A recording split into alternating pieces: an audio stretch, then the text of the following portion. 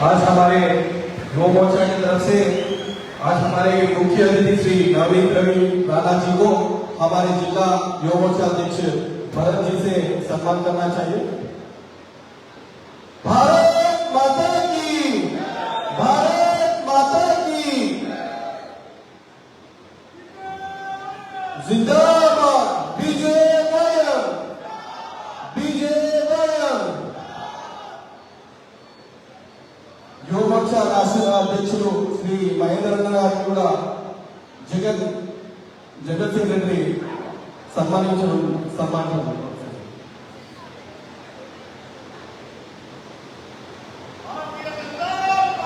जिंदाबाद, जिंदाबाद। युवा मोर्चा मलकपेट कन्वीनर आशीष गारू सन्मानिస్తారు।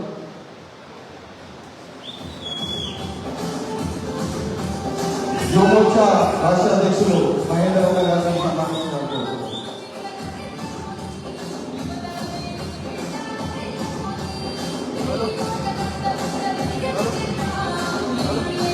చంద్రగుట్ట కన్వీనర్ అక్షయ్ గారిని కూడా సన్మానిస్తారు।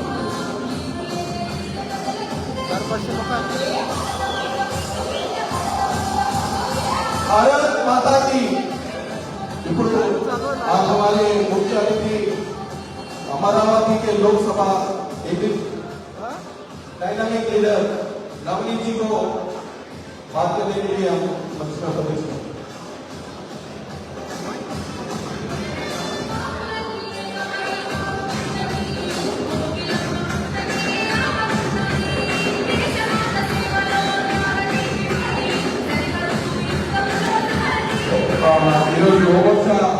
युवा मोर्चा सम्मेलन टीआरएस के लीडर शेखर जी आज हमारे भारतीय जनता पार्टी में फिर से अपने पार्टी में आए। इनके भारतीय जनता पार्टी मल्ली तिरिगी वस्तुना शेखर गारी स्वागत सुस्वागत।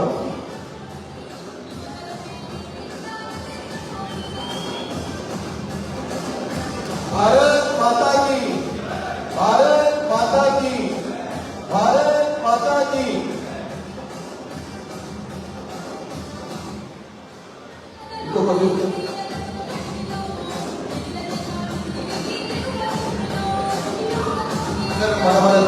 స్థానాల్లో వచ్చారు। ఇప్పుడు మన ముఖ్య అతిథి నవనీతి మనకు సభా అధ్యక్షుడు మనతో మాట్లాడతారు।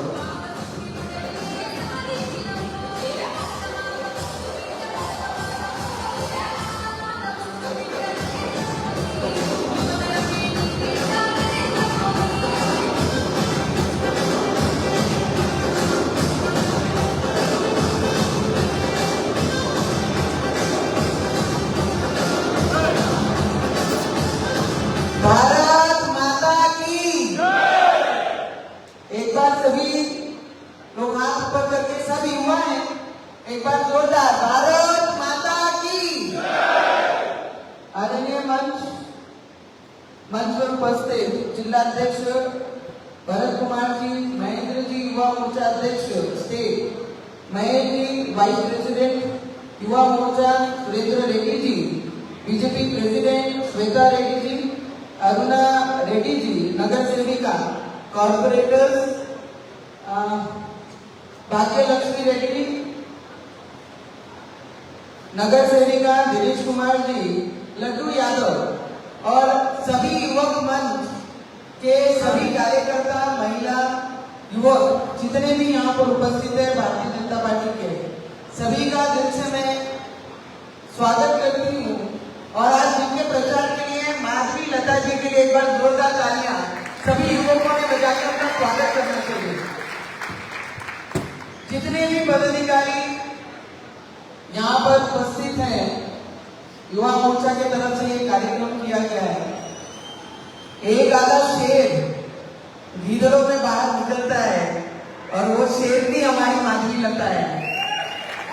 जिस तरीके से पूरे हैदराबाद कंस्टिट्यूंसी में एक अकेली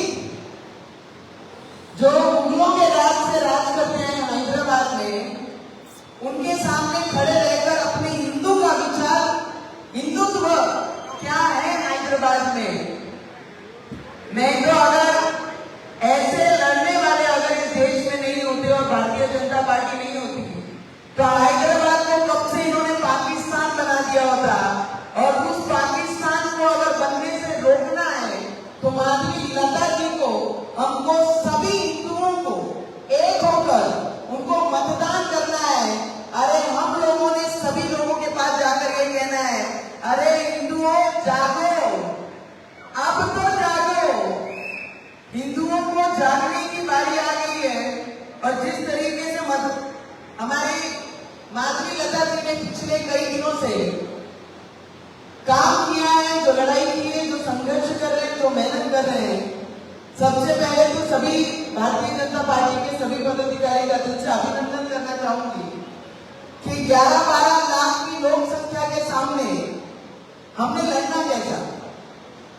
एक बात सभी युवकों ने अपने दिमाग में गांठ मारनी चाहिए कि जब हमारा इतिहास ही 200 वर्षों का अगर ये देश के सरकार बता रही है तो हमारे हिंदुओं का इतिहास कौन बताएगा। जो 2000 से भी कई ज्यादा इतिहास हिंदू के संत और भगवान रखते हैं। ये मुगलों के राज में पिछले कई वर्षों से అందరికీ తెలుసు నేను 11-12 ఇయర్స్ తెలుగు ఇండస్ట్రీలో వర్క్ చేశాను అని దీని తర్వాత చాలా ఇయర్స్ నంతర్ ఇప్పుడు నేను మళ్ళీ తెలంగాణ వచ్చాను అని వస్తే ఒక షేర్కి కోసం క్యాంపెయినింగ్ करने కోసం నేను ఇక్కడ వచ్చాను। అందుకనే అందరికీ రిక్వెస్ట్ చేస్తున్నాను कि युवक అంటే ఏంటి,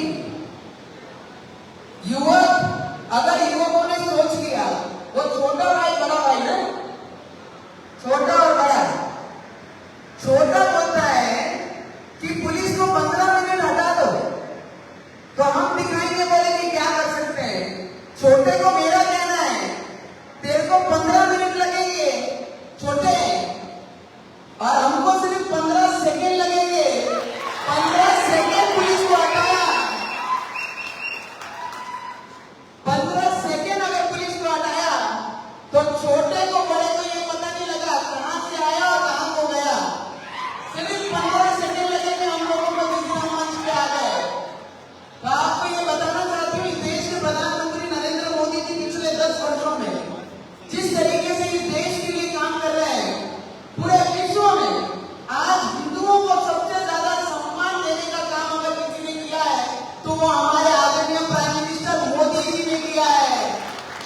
हर मंच पर उन्होंने दिखाया है राम मंदिर को पिछले 500 वर्षों से जो न्याय नहीं दे सके ऐसी कांग्रेस पार्टी जिसके साथ बैठने का काम एमआईएम करती है, डमी कैंडिडेट देकर हैदराबाद की कॉन्स्टिट्यूंसी को ये दिखाते हैं कि कांग्रेस भी हमारी जात भाई है, हमारे रिश्तेदार है, हमारे खून से मिलती है करके कांग्रेस का उम्मीदवार डमी देते हैं। अरे दम है ना, अपने घर में तो कुत्ता भी शेर होता है, हमारे घर में आके देखो हम बताएंगे तुम्हारी औकात क्या है।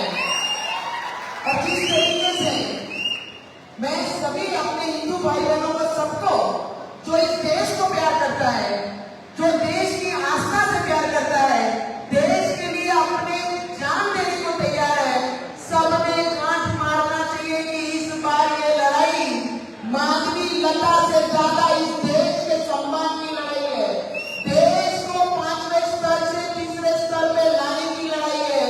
अब की बार इस देश की लड़ाई ये युवकों के हाथ में, महिलाओं के हाथ में, इस देश में रहने वाला हर व्यक्ति जो बेरोजगार है, ये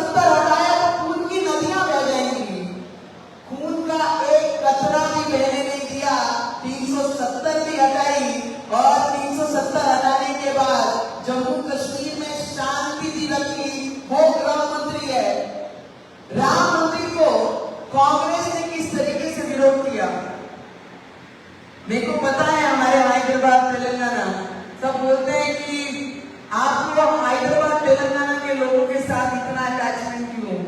मैंने बोला मेरी जन्मभूमि महाराष्ट्र है पर मेरी कर्मभूमि मेरी तेलुगु लोग हैं जिन्होंने నవనీత్ కౌర్ అంటే ఎవరు ఆ పేరు ఇచ్చిందనంటే నా తెలుగు ప్రేక్షకులందరికీ ఎప్పుడు నేను తెలుగు పార్లమెంట్ లో కూర్చున్నప్పుడు నేను అందరూ నా తెలుగు ఎంపీ మెంబర్ పార్లమెంట్ అప్పుడు అందరూ పక్కన కూర్చుంటున్నారు. ఆంధ్రలో ఏమవుతుంది, తెలంగాణ ఏం జరుగుతుంది, ఎవరు కోర్సుకొని ఓట్ చేస్తున్నారు, ఎవరు ఆపోజిషన్ లో ఉన్నారు అన్ని డీటెయిల్ అక్కడ కూర్చొని పార్లమెంట్ లో వాళ్ళందరితో మాట్లాడతారు. कांग्रेस ने किस तरीके से राम मंदिर का विरोध किया, 27 वकील लगा के राम मंदिर बनना नहीं चाहिए करके इन्होंने विरोध किया और तब भी ओबीसी जी ने बोला कि राम मंदिर कभी नहीं बनेगा, बाबरी थी, बाबरी है और बाबरी रहेगी. अरे बाबरी कभी अस्तित्व में आ ही नहीं सकती और राम मंदिर था. इन्होंने मोदी जी पे प्रश्न उठाया, राम मंदिर बनाएंगे बोले पर तारीख नहीं बताएंगे.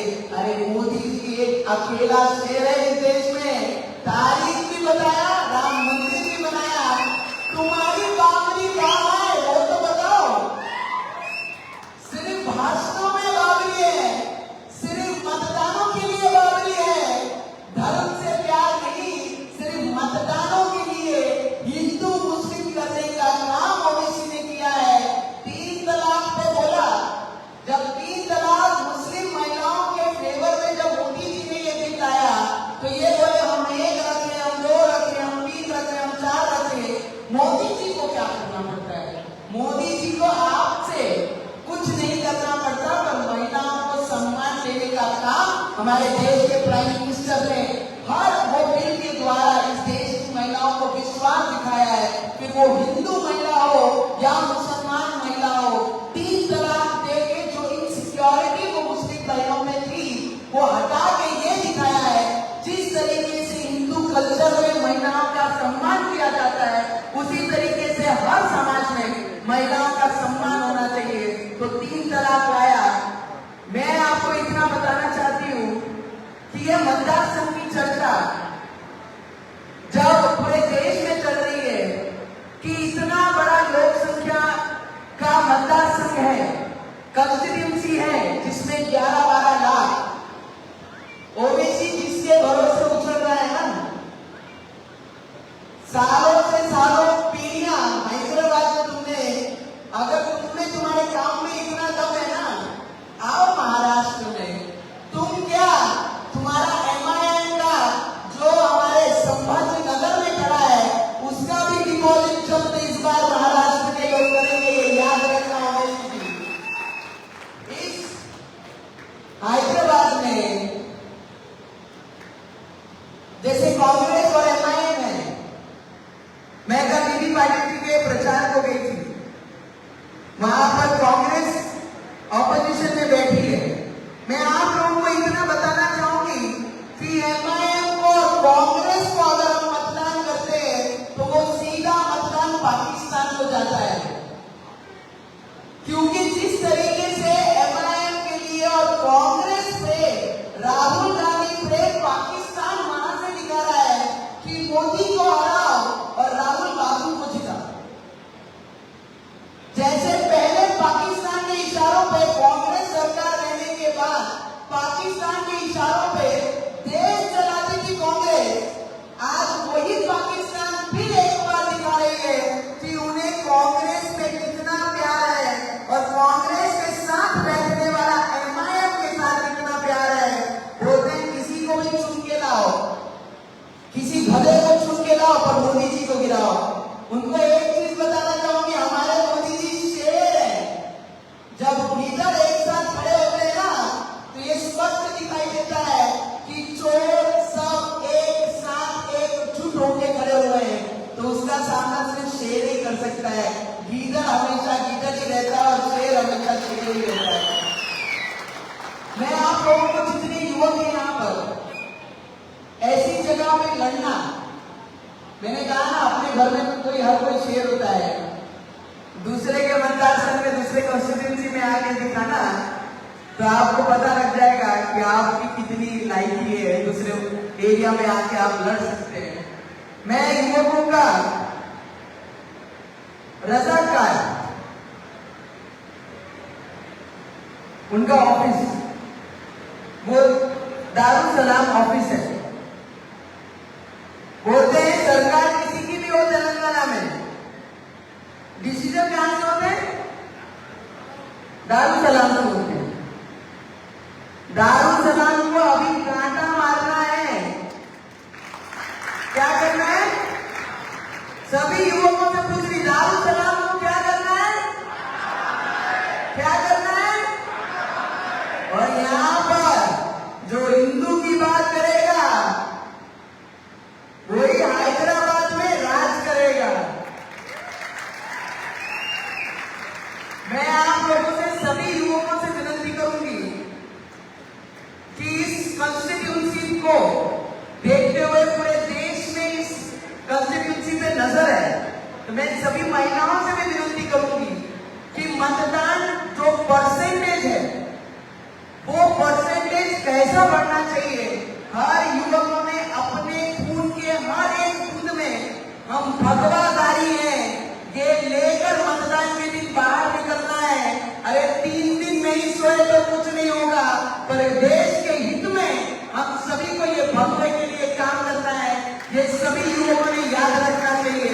और एक एक मतदान हमारे लोगों का बाहर निकलना चाहिए। वो कितने भी कांग्रेस के कभी लोग खड़े करते हैं, पर हमारा हिंदू इस बार हारना नहीं चाहिए। उसकी जवाबदारी सभी युवकों ने, सभी महिलाओं ने लेना चाहिए और परसेंटेज ये बढ़ना चाहिए। हम लोगों को भूख लगती है, हम लोगों को धूप लगती है, हम लोगों को इलेक्शन के दिन छुट्टी लगती है, और छुट्टी के दिन हम लोगों को परिवार के साथ छुट्टी मनाने जाना है। इस बार नो छुट्टी, नो भूख, नो धूप। इस बार सिर्फ मतदान होगा तो देश के हित में होगा। इस बार मतदान करना है तो हैदराबाद को पाकिस्तान बनाने से रोकने के लिए होगा। इस बार मतदान करना है तो माधुरी लता को, हमारी शेरनी को इस देश के पार्लियामेंट में भेजने के लिए होगा। इस बार मतदान अगर वोटिंग करना है तो हैदराबाद के सभी हिंदुओं को जगाने के लिए होगा। मैं आप लोगों से, सभी युवकों से विनती करूंगी कि आपकी बार, सभी युवकों से विनती, आपकी बार, सभी का हाथ पर, आपकी बार 400 पार करना पड़ेगा, नहीं तो बोलेंगे राहुल बाबू को प्राइम मिनिस्टर बनाना है क्या? सपने में भी कभी नहीं बन सकता क्या? जिस राहुल बाबू को 52 वर्ष लगते हैं समझदार होने के लिए, तो वो देश कब चलाएगा? वो देश कब चलाएगा? देश चलाने की ताकत तो इस देश के प्रधानमंत्री नरेंद्र मोदी जी रखते हैं। इसके अलावा इस देश को कोई नहीं चला सकता। अरे 5वें स्तर से 3वें स्तर पे लाने की ताकत अगर कोई रखता है तो इस देश का प्राइम मिनिस्टर ताकत रखता है। नरेंद्र मोदी जी इस देश को ऊपर लाने का काम कर सकते हैं। मैं आप लोगों से विनती करूंगी, जो संविधान मिट रहा है, संविधान को मिटा रहे हैं, संविधान को खत्म कर रहे हैं, जो नारा कांग्रेस और एमआईएम दे रही है, उन लोगों को एक चीज बताना चाहूंगी कि संविधान मिटाने के लिए किसका बाप भी ऊपर से नीचे आ गया तो भी संविधान मिटा नहीं सकते। ये चीज आप लोगों ने याद रखना, क्योंकि हमारे देश के प्राइम मिनिस्टर जब नया पार्लियामेंट बनता है तो सर पे संविधान लेके नया पार्लियामेंट में जाते हैं। अरे संविधान का सम्मान करने वाले इस देश के प्राइम मिनिस्टर है, जिन्होंने आदिवासी महिला की, आदिवासी बेटी को प्रेसिडेंट बनाया, राष्ट्रपति बनाया, तो वो संविधान बचा सकते हैं। संविधान कांग्रेस नहीं बचा सकता। सभी कांग्रेस ने हमेशा दलितों को, पिछड़ों को पीछे रखने के लिए कांग्रेस ने हमेशा काम किया है। और संविधान और पिछड़ों को सम्मान देने का काम अगर किसी ने किया है तो देश के प्राइम मिनिस्टर ने किया है। क्योंकि गरीब परिवार से बिलोंग करने वाली जो हमारी आज प्रेसिडेंट है, राष्ट्रपति है, उनको इतने बड़े स्तर पे कांग्रेस ने नहीं, देश के प्राइम मिनिस्टर नरेंद्र मोदी